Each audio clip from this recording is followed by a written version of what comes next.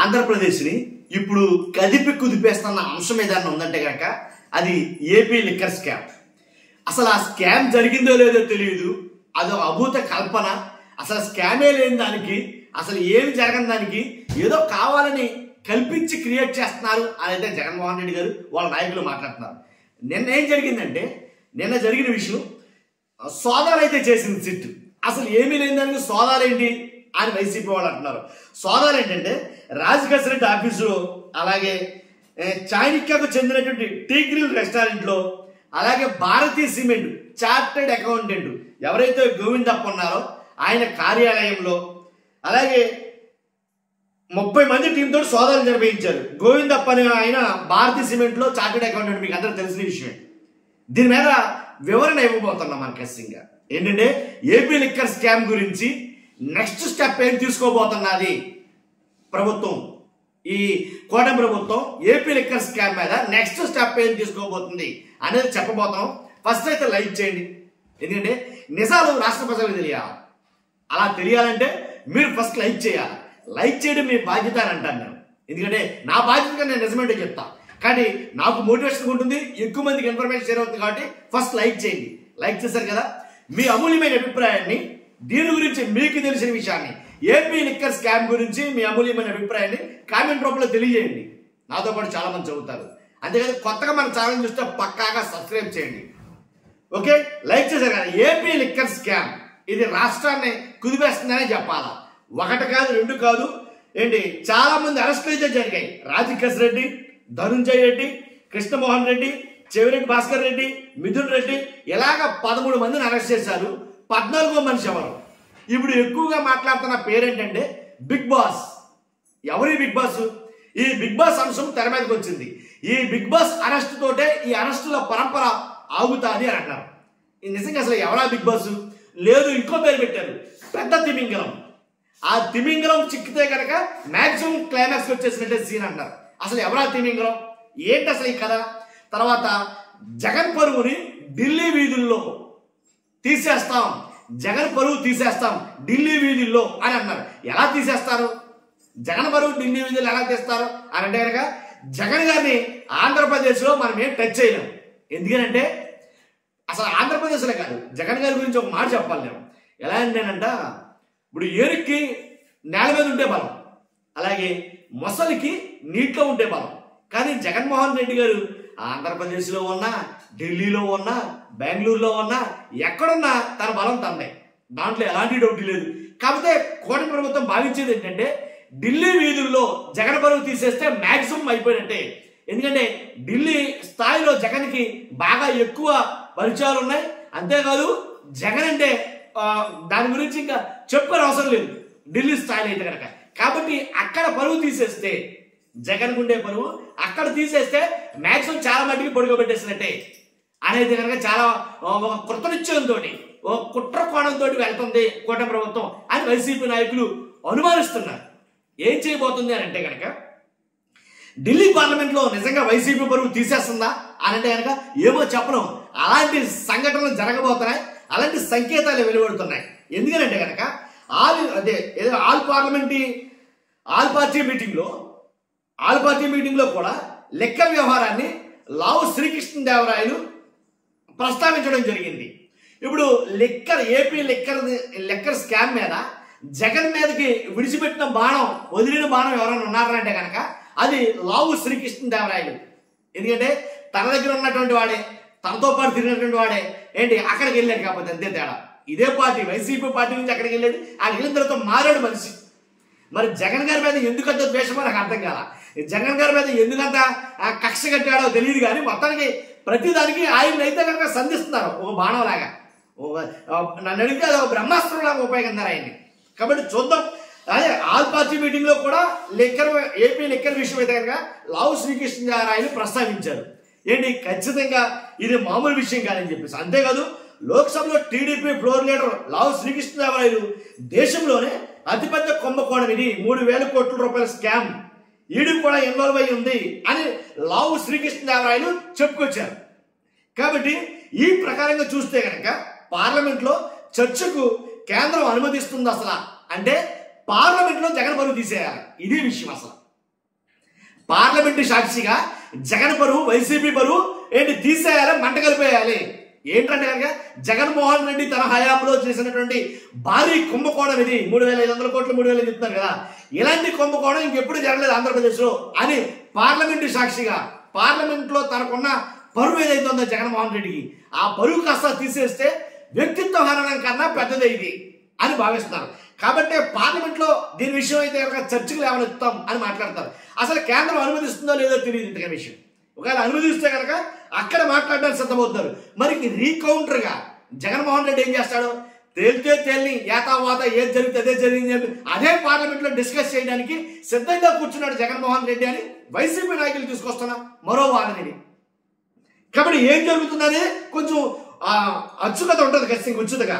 కాబట్టి మిథున్ రెడ్డి అరెస్ట్ ఎప్పుడైతే జరిగిందో రాష్ట్రం మొత్తం కూడా షాక్ అయింది మిథున్ రెడ్డి అరెస్ట్ తోటి. అసలు యాక్చువల్గా మిథున్ రెడ్డి అరెస్ట్ కాడు అని అనుకున్నారు.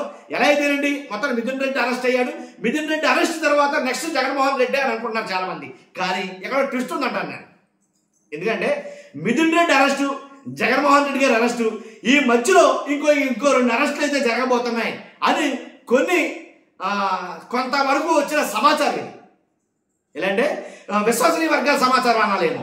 ఎందుకంటే జగన్మోహన్ రెడ్డి గారికి మిథున్ రెడ్డి గారికి మధ్యలో ఇంకో 2 అయితే కనుక అరెస్ట్ అయిపోతారు వైసీపీ నాయకుల్ని. ఆ అరెస్ట్ కూడా జరిగిన తర్వాత జగన్మోహన్ రెడ్డి గారి దగ్గరికి వెళ్తారు అని కొంచెం నిపుణులు మాట్లాడుతున్న మాట ఇది. కాబట్టి జగన్ తోటే క్లైమాక్స్ ఇది. ఈ ఎపిసోడ్ ఏదైతే ఉందో, ఏపీ లిక్కర్ స్కామ్ ఎపిసోడ్ ఏదైతే ఉందో జగన్ గారితో క్లైమాక్స్కి వచ్చేసినట్టే, దాంట్లో ఎలాంటి డౌట్ లేదు. కాబట్టి అందుగురించే ముందుగానే జగన్మోహన్ రెడ్డి గారికి మరి అంటే వైసీపీకి లీకులు ఇవ్వడం కోసమో లేదా ఏంటో తెలియదు, కానీ అన్నింటికన్నా ముందు 2 ప్రధాన పత్రికల్లో ఎక్కువగా వస్తున్నాయి వార్తలు. 2 ప్రధాన ఛానల్లో ఏంటయ్యి చెప్పేసి మీరు ఆ ప్రధాన పత్రికల్లో ముందు అసలు ఏం చేయబోతుంది సిట్ అనేది ముందు తెలిసిపోతుంది. సిట్టు నెక్స్ట్ ఏ స్టెప్ తీసుకోబోతుంది అనేది ఆ పత్రికల్లో ముందే తెలుస్తుంది. మరి ఆ పత్రికలే లీక్ ఇస్తున్నాయా, లేదా ఆ పత్రికలు లీక్ ఇస్తున్నారా, ఆ ఛానల్లే లీక్ ఇస్తున్నాయా, లేదా ఆ ఛానళ్ళకే వీళ్ళ లీకులు ఇస్తున్నారో అర్థం కాని పరిస్థితి. కాబట్టి అది అలా జరుగుతుంది. కాబట్టి ఏదైతే ఒక ఛార్జ్ షీట్ మిథున్ రెడ్డి ఏదైతే అరెస్ట్ చేయడానికి ఒక ఛార్జ్ షీట్ని ప్రిపేర్ చేశారో ఆ ఛార్జ్ షీట్లో జగన్ పేరుని 3 సార్లు ప్రస్తావించినట్టుగా చాలా మంది మాట్లాడుతున్నారు. 3 సార్లు. కానీ ఆల్రెడీ ఛార్జ్ షీట్లో ప్రస్తావించేశాం కాబట్టి పూర్తి ఛార్జ్ షీట్ ఒకటి ఉండదు ఫుల్గా. ఆ పూర్తి ఛార్జ్ షీట్లో మొత్తం జగన్ గారిని ఎంటర్ చేసి ఒక 20 రోజుల్లో ఆ ఛార్జ్ షీట్ కంప్లీట్ చేసి ఇచ్చి మ్యాక్సిమం దాని అయితే కనుక క్లియర్ చేసేస్తారు, జగన్మోహన్ రెడ్డి అరెస్ట్కి నాంది పలికేస్తారు అని అయితే మాట్లాడతారు. కానీ ఈ రకంగా జగన్మోహన్ రెడ్డి గారి అరెస్ట్ జరుగుతుందా అనేది ఒక రకమైనటువంటి వాదన. కానీ ఏదేమైతేనండి పార్లమెంటులో గనక జగన్మోహన్ రెడ్డి పరువు తీసేస్తే చాలా మట్టుకి జగన్మోహన్ రెడ్డిని కుదేలైపోయినట్టే, వైసీపీ పతనం జరిగినట్టే. కాబట్టి ఢిల్లీ నుంచి వచ్చే ఏదైతే ఆయనకు ఉండే సానుభూతి అనుకోవచ్చు, ఢిల్లీ పెద్దలకి చాలా మందికి ఈయన మీద ఉండే గౌరవం అనుకోవచ్చు, ఢిల్లీ పెద్దలందరికీ కూడా ఇతని మీద వేరే అభిప్రాయం అంటూ ఏర్పడుతుంది. కాబట్టి అలా ఏర్పాటు చేయాలి. వాస్తవంగా అయితే కనుక జగన్ అరెస్ట్ చేయాలంటే కనుక చాలా కష్టం, మామూలు విషయం కాదు ఇది. జగన్ అరెస్ట్ చేయాలని ఎప్పటి నుంచో ఊళ్ళో ఊరుతున్నారు. ఏంటి ఏనాడైతే కూటమి అధికారంలోకి వచ్చిందో అప్పటి నుంచి కూడా ప్లానింగ్స్ ఉన్నాయి. కానీ కేంద్రం దానికి ఒప్పుకోవట్లేదు అనేది ఒక ఇండైరెక్ట్ గా ఒక వాదన. కేంద్రం అనుకూలంగా లేదు, సుముఖత వ్యక్తం చేయడం లేదు కేంద్రం. కాబట్టే జగన్ అరెస్ట్ ఆగుతుంది. అసలు కేంద్రం అసలు సిగ్నల్ ఇచ్చుంటే కనుక, గ్రీన్ సిగ్నల్ ఇచ్చుంటే కనుక జగన్ అరెస్ట్ ఎప్పుడో జరిగిపోను అనే మాట్లాడుతున్నారు. కాబట్టి గ్రీన్ సిగ్నల్ ఇచ్చినా ఇవ్వకపోయినా, సుముఖత వ్యక్తం చేసినా చేయకపోయినా అరెస్ట్ అయితే కానీ చేయడానికి సిద్ధమన్నారు. మాట్లాడండి 53 రోజులు ఎన్ని రోజులు పెట్టారు చంద్రబాబు నాయుడు గారిని, అవునా? కాబట్టి దానికి ఉండాలి కదా టిట్ ఫర్ టాట్ అంటారా. చూడాలి మరి ఏం జరుగుతుంది అనేది.